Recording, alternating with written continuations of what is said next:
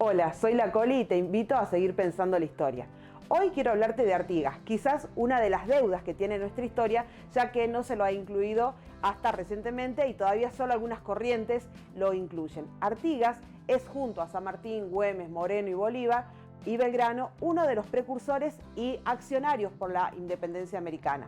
Lamentablemente nuestra historia argentina lo ha dejado recluido a un héroe uruguayo, cuando no fue su intención ser un héroe uruguayo o lograr la independencia de Uruguay, sino que directamente lo que él proponía era la unión de Latinoamérica, la unión de América y la constitución de las Provincias Unidas o de la Patria Grande. Bueno, teniendo en cuenta esto, te voy a poner un poco en contexto. Después de 1810, cuando se produce la famosa Revolución de Mayo, el contexto político que se llevaba a cabo en Buenos Aires a partir de los distintos gobiernos iba acompañado por un proceso de guerra de independencia contra los españoles.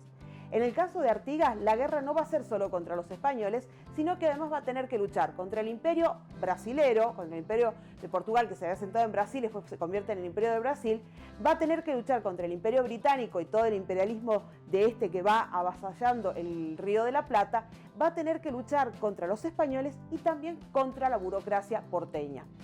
En Buenos Aires gobernaba un sector que básicamente lo que pretendía era privilegiar sus negocios, establecer determinados negocios con el Imperio Británico, y Artigas se convierte como en esa voz delatora, en esa voz denunciante que de alguna manera empieza a poner la lupa sobre ese mecanismo centralizante, cipayo, apátrido de los propios porteños, que no veían hacia el interior y que en todo caso solamente veían el puerto y el imperialismo a él asociado. A diferencia de Belgrano y San Martín, que prontamente la burocracia porteña y la oligarquía porteña se lo pueden sacar de encima y lo mandan al norte o lo mandan a Cuyo, el caso de Artigas parece ser que la geografía juega a su favor, porque el hecho de estar enfrente de Buenos Aires, en la banda oriental, hoy llamado Uruguay, le va a permitir ser este denunciador permanente de la mezquindad de Buenos Aires y no se lo van a poder sacar de encima tan fácilmente. Desde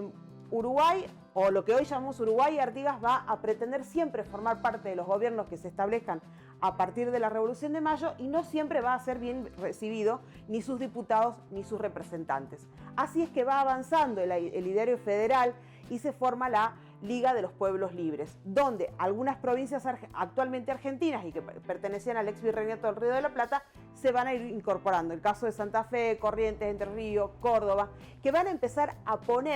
a representar esa denuncia permanente de Artigas ya en lo que sería el actual territorio argentino. Entonces, nosotros tenemos a un Artigas que denuncia permanentemente la mezquindad del gobierno de Buenos Aires y que de alguna manera propone otro tipo de gobierno, y tenemos un gobierno de Buenos Aires que mira con desconfianza a Artigas, que de hecho lo va a considerar un reo, lo va a considerar alguien que va en contra de sus propósitos, y de alguna manera esta reyerta, este conflicto interno va a llegar tan lejos que en algún momento el gobierno de Buenos Aires le pida a Belgrano y a San Martín que abandonen la guerra de independencia para venir a defenderlo de los caudillos litoraleños adeptos al régimen de los pueblos libres.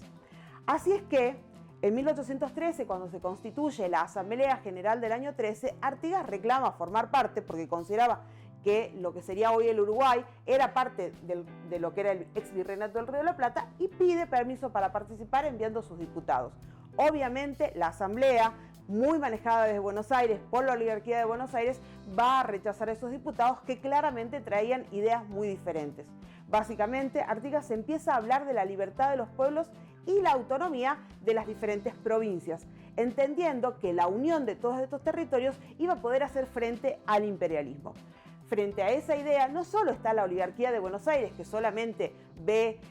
como horizonte seguir llenando sus bolsillos y seguir desarrollando el comercio con Gran Bretaña, sino que por supuesto está el imperialismo británico, que no le gusta para nada la idea de esta patria unida o de esta patria grande. Obviamente también detrás de los ingleses y la oligarquía porteña, o a la par de los ingleses y la oligarquía porteña, van a estar los portugueses, que quieren tomar ese territorio. Teniendo en cuenta todas estas fuerzas, es que en 1815, desde el gobierno de Buenos Aires, se va a permitir, se le va a soltar la mano, por así decirlo, a la banda oriental, y se va a permitir que los portugueses avancen sobre este territorio y lo incorporen al Imperio de Brasil, de manera tal que los porteños van a preferir perder ese territorio y de esa manera desarticular o desarmar a Artigas, que seguir teniendo un problema con Artigas como un gran discutidor, un gran denunciador, decía hace un rato, de la política de Buenos Aires. Así es que la banda oriental queda en manos de los portugueses y Artigas tiene que dividir sus fuerzas. Por un lado, va a tener que luchar él personalmente en el actual territorio uruguayo en contra de los portugueses y va a delegar, si se quiere, la guerra en contra del Estado de Buenos Aires y de la oligarquía porteña en manos de los caudillos del litoral, Pancho Ramírez y Estanislao López. Lamentablemente, en enero de 1820, Artigas va a ser vencido en la batalla de Tacuarembó. Es vencido por los portugueses y de esa manera lo que nosotros conocemos como Uruguay, y en aquel momento se conocía como la provincia cisplatina, pasa a ser parte del Imperio del Brasil. Mientras tanto, los lugartenientes de Artigas, Pancho Ramírez por Entre Ríos y Estanislao López por Santa Fe, siguen luchando contra Buenos Aires. En ese contexto, como te decía hace un rato, Buenos Aires le va a dar la orden a San Martín y a Belgrano que abandonen la guerra de independencia para venir a defender Buenos Aires. En una visión bastante absurda, chata, miope de la historia, pretenden que se abandone un proyecto americano para defender esta ciudad que se ha convertido en una especie de metrópoli en función de las ciudades del interior.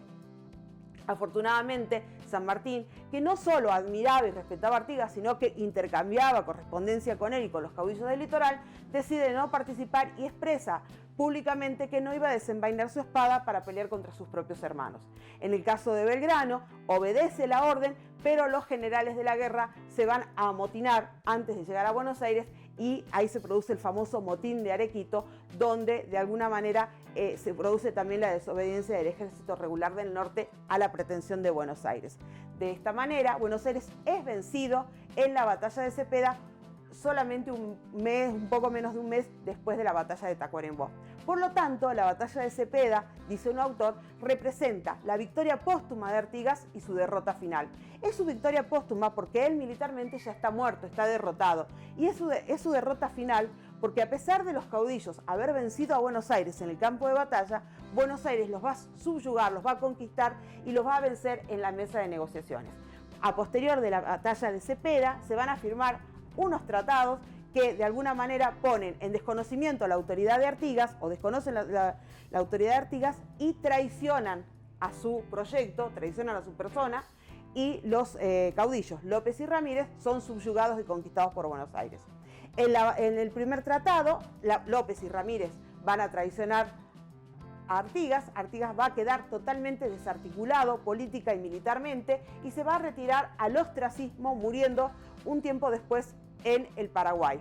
siempre atento a la política rioplatense. La paradoja de la historia hace que muera solamente un mes después de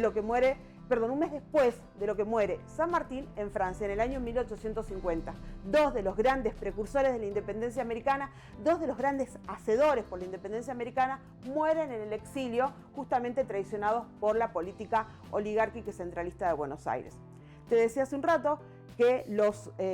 caudillos, Pancho Ramírez de Entre Ríos y Estanislao López de Santa Fe, van a traicionarlo a Artigas. En el primer pacto, llamado el Pacto del Pilar, ambos traicionan y desconocen la figura de Artigas, convienen determinados aspectos de la paz con Buenos Aires, para lo cual no estaban autorizados. Por eso hablamos de una traición a Artigas. En el segundo pacto, el Pacto de Venegas, López lo traiciona a Ramírez, Ramírez termina